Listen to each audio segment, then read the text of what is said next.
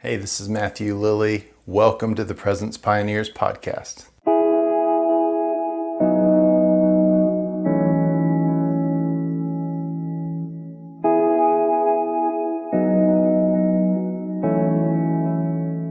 All right, welcome to today's episode on the podcast. Today, we have special guest Tiffany Buhler, who's with us, who is from David's Tent. I'm going to call it the David's Tent of Worship Festivals, because I know there's a David's Tent in DC that some of you will know about that's going 24/7. But Tiffany Buhler's here. She is a part of David's Tent, which began in the UK and is now moving into the US. And so I'm excited to hear about the amazing things God's doing through their ministry.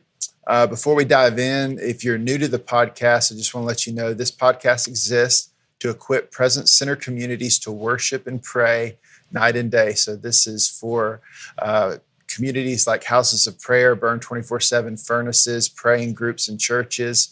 We want to help you and encourage you as worshipers and intercessors and lovers of Jesus and leaders to worship and pray and seek the Lord. And so if you enjoy this podcast or this episode, please share it with your community, because if it helps you, it'll probably help and encourage your community as well. So anything you can do to like and to comment and to share and to review the podcast and the episodes will help us just get the word out and really strengthen the worship and prayer movement that's happening. You can also subscribe if you have not done that yet. You can do all of those things on our website, which is at podcast.presencepioneers.org, where you can get all the subscription options. You can view all of our previous episodes and learn more about our ministry. So once again, welcome, Tiffany. Thanks for joining us today. Thank you for having me. I'm excited.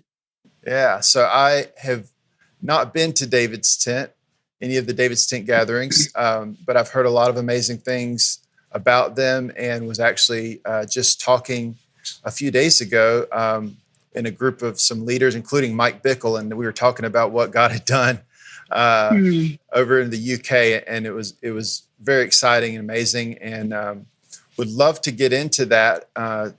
Just a quick overview. From what I understand, it's like 72 hours nonstop worship.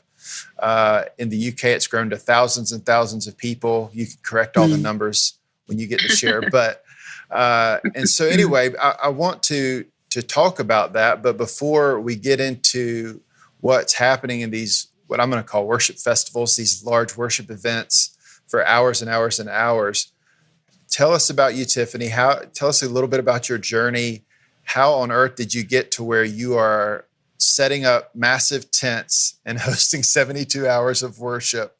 That's not normal. So tell us a little bit about your journey, kind of give us some context and how you got to where you are now. Sure. Yeah. Well, I came into the worship and prayer movement kind of through my salvation. So when I was 20, I walked into a church and I was high on drugs, and I just witnessed the people worshiping. And I remember sitting there thinking, they're either crazy or high, or they really, really love and adore what they're worshiping, because you cannot just worship the air like that, you know? So I immediately could see the connection that people had with the Father there. And that's when I gave my life to Jesus. And then my whole entire first year of my transformation with the Lord came through just encountering the Father in the places of worship, and just understanding his goodness, seeing him, knowing him, hearing his voice, learning how to hear his voice, learning how to forgive, learning to, just journey together with him as a friend and as a daughter. And so my whole entire transformation process came in the presence of God and in those encounters and in the place of worship. So I have a huge, huge value for worship. And so then kind of fast forward about 10 years later, maybe a little bit less than that. So I've always pursued the places of the presence of God. I've always longed for worship. I've always made, a priority for that in my own house, or in what it is that I seek out. But in 2008, Justin and I had just moved back to the States from Italy, and we were really hungry for a presence-based community. And by almost kind of like a series of dreams and prophetic words, I ended up on a missions trip to Nepal through the Burn website. Like somebody had introduced me to the Burn website. I started, just bawling when I opened up the page and I saw Sean with his like really short hair. I'm a presence junkie kind of thing. Anyway, ended up in Nepal for a missions trip. And that's where it kind of all began for me, just the involvement in the worship and prayer movement. And so on this missions trip with Sean, we became good friends, had a commonality of being both from Montana, which, not everyone on the planet's from Montana. It's a special place. And we launched our first burn in 2008 in Bozeman, Montana. And we just saw so much life in that place of gathering people across the city to pursue the presence of God, to create a space for him to come and dwell. And we saw things just begin to grow and explode across that Northwest region. And so we did that for a couple of years.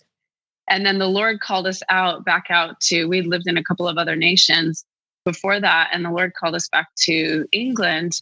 And so through my husband's work with the Olympics, we've always kind of seen ourselves as tent makers when we were in the other nations.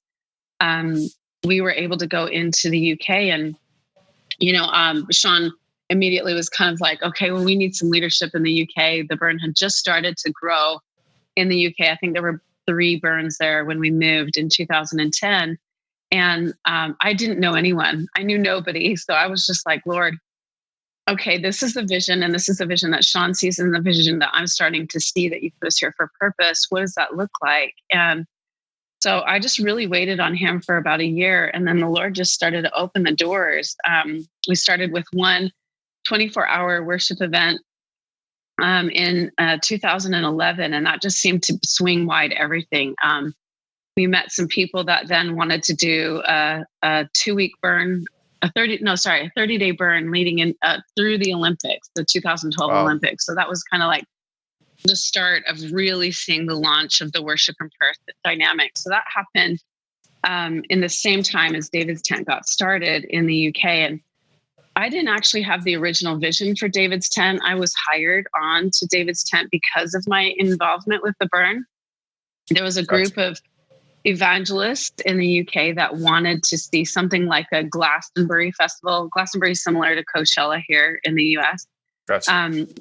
Wanted to see a redeemed version of that. But the Holy Spirit just hijacked it and totally had purpose on it that, there's just something so authentic happening in the UK in regards to the worship and prayer movement. And so we really shifted the vision in terms of it being more of an entertainment-based festival to really a presence-centered space where we would invite the presence of God to come and dwell amongst us, and we would just be there for 3 days pursuing him. And so we did that in our first year. We're really scared, like, okay, we're going to put this festival on. Nobody knows us. We're kind of a group of different people from all across the city of London. No financial backing, no churches that, are like, hey, yeah, we're involved. This is exciting. Just faith. And the Lord just he met us at every step of faith and every single, $50,000 check we had to have in order to get the deposits in and stuff like that. But what was really wild was, we had made the choice that we were going to pursue the presence of God for 3 days. It was not going to be a lot of speaking and teaching. We do have some of that at the festival, but ultimately it was a space for us to just say, Lord, we want you to come and dwell with us. And we want you to have an altar here. And we want you to do what you do. And we're going to get out of the way and we're just going to minister to you like kings and priests. And so we were like, is anyone going to come? Is anyone actually hungry for this? Who, there's a remnant, you know what I mean? But the remnant is growing, I feel. And so anyway, our first year, not knowing anyone, I think we had about 600 people that came to the event. And it was just astonishing how hungry people were and how ready the presence of God was, just to be poured out in our midst. And so we really felt like God was doing something. So Justin and I ended up, we just felt like coming out of that, our visa was expiring in the UK. We felt like, no, we're actually meant to stay here. God's doing something. And so Justin was able to get another job with a different consulting firm just at the last, that last minute, 11th hour. and we were able to stay in the UK. And I took over the leadership in that second year and have been leading it since. And it's just been incredible to see like the hunger and the way that David's Tent has fueled the like the regular sustainable furnaces of worship and prayer, whether that's the Burn 24/7 or 24/7 prayer, or all the different initiatives that are just springing up all across the land. Yeah. David's Tent has been a fuel for those that have then been a fuel for David's Tent. So it's just been a cyclical thing that has continued to encourage, the growth of the worship and prayer movement in the UK. So after being there for 8 years, we saw the burn grow from 3 burns to over 36 burns. Wow. Because people are just so hungry for the presence of God and for creating that space. Authentic place of, presence-based communities. So, that's kind of that's like a synopsis. Yeah, that's of amazing. How we got where we're at. No, I love it. Yeah. So give us a little bit more of the why behind David's Tent. I mean, it's called David's Tent. I've done an episode on the Tabernacle of David. So people that have been tracking with the podcast will know some of that, or been following the Burn 24/7 will know a little bit of that. But give us a little bit of that too, maybe. Why is it called David's Tent? Why are you doing it in a tent specifically? Is there a reason you're doing it outside? 72 hours. Like, just give us some more of why you're doing it the way you're doing it. Yeah, so it's interesting about the name, because I've even had the conversations with with Jason Hershey of David's Tent, Washington, D.C., and just the dynamic of the name and preserving the name of David's Tent. And we love David's Tent, Washington, D.C., by the way, and everything that they're doing is so similar to our heart. When I came on with David's Tent, they had named it, and I was like so intrigued, because I was like, why are we calling it David's Tent if it's more of a festival that's for entertainment? That wasn't what David's Tabernacle was all about. Right. And so I think that ultimately the Lord really put me, because of my experience with the burn and my heart for the Tabernacle of David, into the place of influence there, because I think there was, and I was explaining this to Jason, there was a little bit of a fight for the reason why we would call it David's Tent in the early years, that it would actually be true to what it should be, that there wouldn't be a misrepresentation of that name. Yeah. And, I think that there is a model of night and day worship that David obviously provided us with. So, and I feel like that is, one of the things that I fought for is, like, if we're calling it David's Tent, should it not be a place where we are just pursuing the presence of God? And there is, the minstrels and the worshipers and the night and day aspect to it. I think that the tent dynamic is probably more that we, in order to kind of come away and be in that festival feel and the camp and be in a space where really you're on a journey to meet with God. It's kind of that unstructured element, it's like you're not in the city, but I say that, and we've just done David's Tent in the city in San Diego without a tent and with kind of structure around us. And it's interesting because what we found in San Diego, it was this big question of, could we actually do David's Tent without a tent structure? Would it still be the same? And I was amazed, and I don't know why I was amazed at this, but the presence of God still pours out in our midst, even though we don't have that tent covering over us. But I think there is something about just coming outside of a building and coming outside of our normal place of meeting to a designated, set apart space that says, no, like, here we are going to just seek you and pursue you. So we value that, but I don't know, if we set up David's Tent in Australia, it might have to be in a stadium. Who knows? You know what I mean? Right. Yeah. I mean, I think it helps. And people that have been to David's Tent in the UK that experienced David's Tent in the US would say that the tent definitely does bring a different dynamic because of the intimacy, but the outside space is, and the away space is really what kind of brings people into that place of going on a journey and being away with the Lord. Yeah, for sure. And obviously the restoration of David's tent doesn't mean literal tents. It doesn't have to be. It's about the worship. And it's about the ministry to the Lord and the presence of God and the kingdom of God. But there's something about tents that does speak, I think, and it's almost like a prophetic sign of like, this is important to me. It's like God speaking to us about the Tabernacle of David by literally having people set up tents. I mean, I think about like the Awaken the Dawn movement that's emerged in the US over the last couple of years, and it's kind of had a similar effect to what you're describing in the UK, where I feel like it's fueled the sustainable expressions of day and night worship, and then vice versa, where it's gone back and forth. It's been like a catalytic tent thing that's been sort of powerful in the same way. So it's kind of cool. It's an amazing thing that God's done, and I love it. So give us a little bit real quick on like what's it like in the tent. I mean, you've got some of the most amazing worship leaders on the planet that have been coming in to lead worship sets. How many thousands of people show up in the UK now? I mean, how many in San Diego? Like, help us to see what it's like for people that aren't familiar with it. Yeah. So so in the tent, it's amazing. It's absolutely amazing. We start on a Thursday, and then we don't stop until we end at the end of the day. And we interweave some of the more what we call nationally known worship leaders into our local worship teams. So there's a mix of that throughout the day. And then there's a lot of local teams that will carry the fire through the night. And it's been amazing to see, our first couple of years in the UK, especially coming from the burn and from a 24/7 dynamic. I was always like, remain, like, let's be in that space of God's presence. And it took a while for people to really kind of catch the culture of the night and day aspect and the whole remaining aspect. And they sort of wanted to stay for sort of the names that they knew, the more nationally recognized names. And then they would kind of go out, and then they would come back in for the more national names. And so we've been able and really have tried to shift the culture that, hey, it's not about that. It's actually about pursuing the Lord, no matter who's in this space, that it's all the same. This is one big, long worship conversation.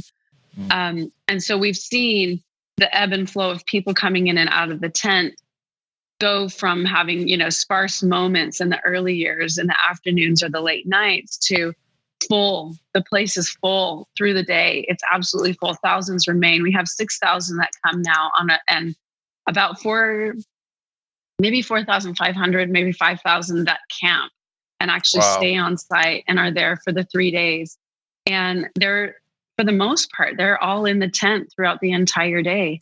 And then a good 500 to 1,000 stay through the early hours of the morning and just worship. And then it kind of tapers off through the night as it gets cold and people need rest. But there's never an empty moment in the tent. And it's just always amazing. It feels like there is a constant flow throughout the weekend. We call it more of like a conversation with God now, because we've realized that the Lord he speaks a seamless theme throughout the weekend. And it took us a couple of years to recognize that was really how he was speaking.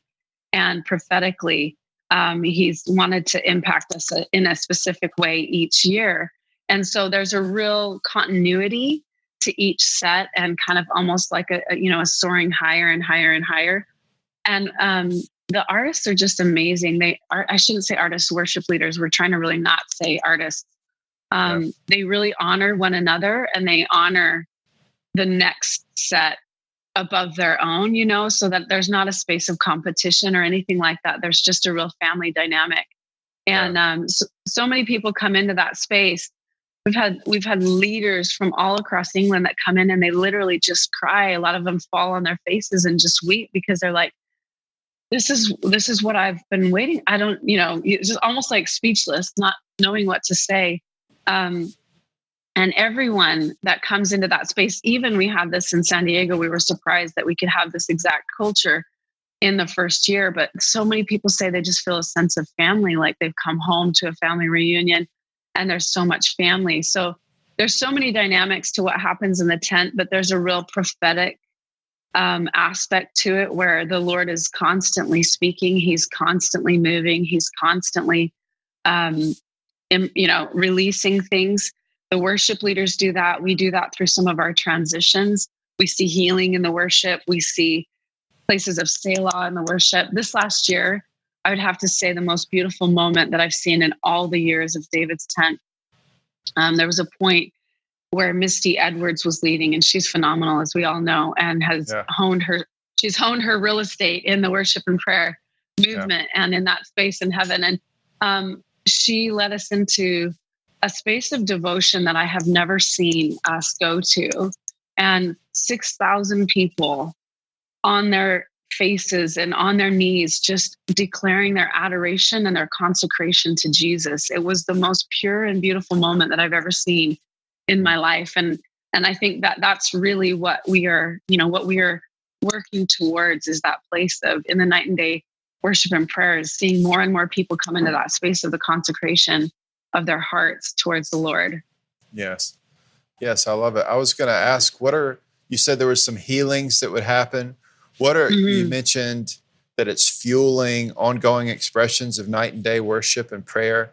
Is there any other testimonies, any other highlights of things that are, obviously we do it because Jesus is worthy of it. We're not necessarily trying to make something happen. I would imagine the heart of it is just Jesus is worthy. But at the same time, we know that when we do these kinds of things, cool stuff happens. God shows up and starts doing things. So any highlights of anything else you can think of that God's done over the years?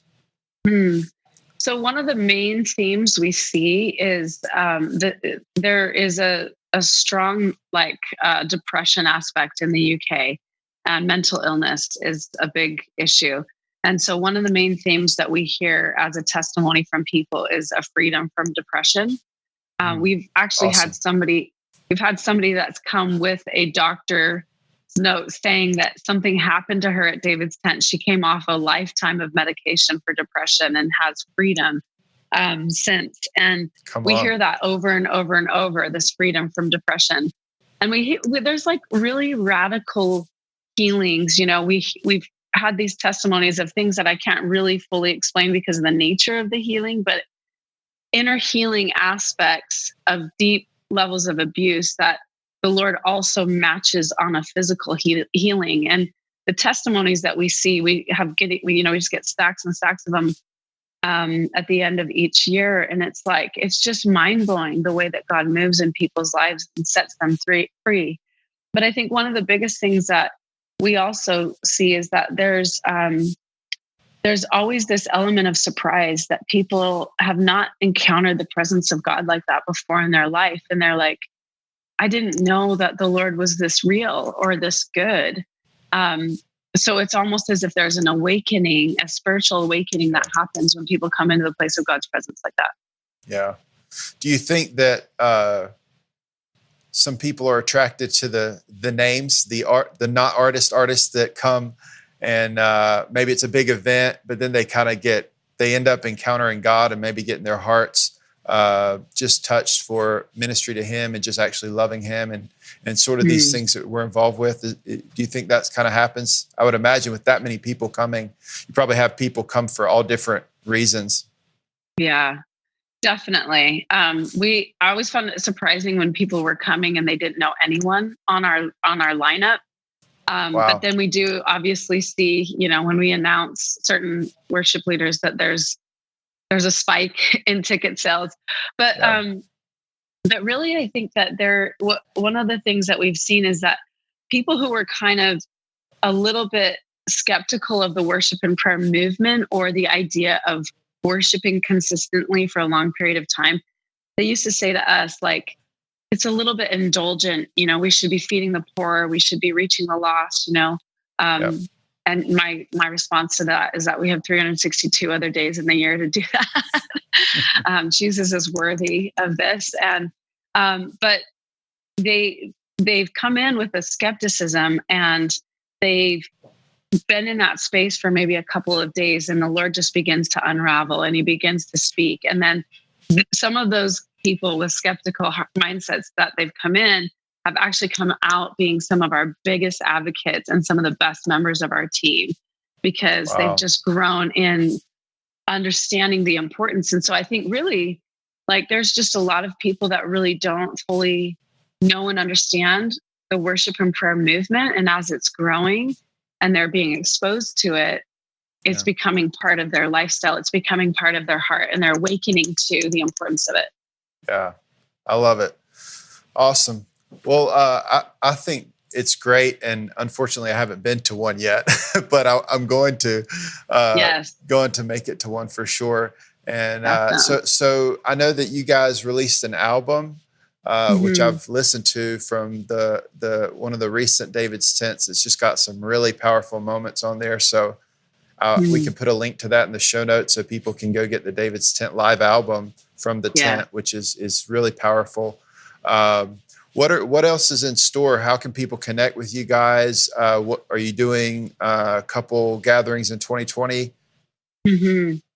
Yeah, so we are going for our ninth festival in the UK this year, which is August 28th through the 31st. And then we'll be doing our second festival in San Diego, which is October 8th through the 11th. So either one of those you can come to.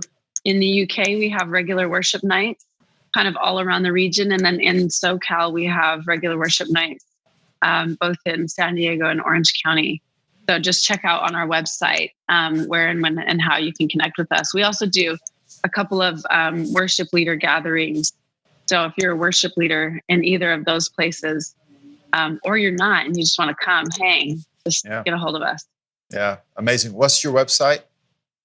www.davidstent.net. .net, davidstent.net. Okay. Yeah.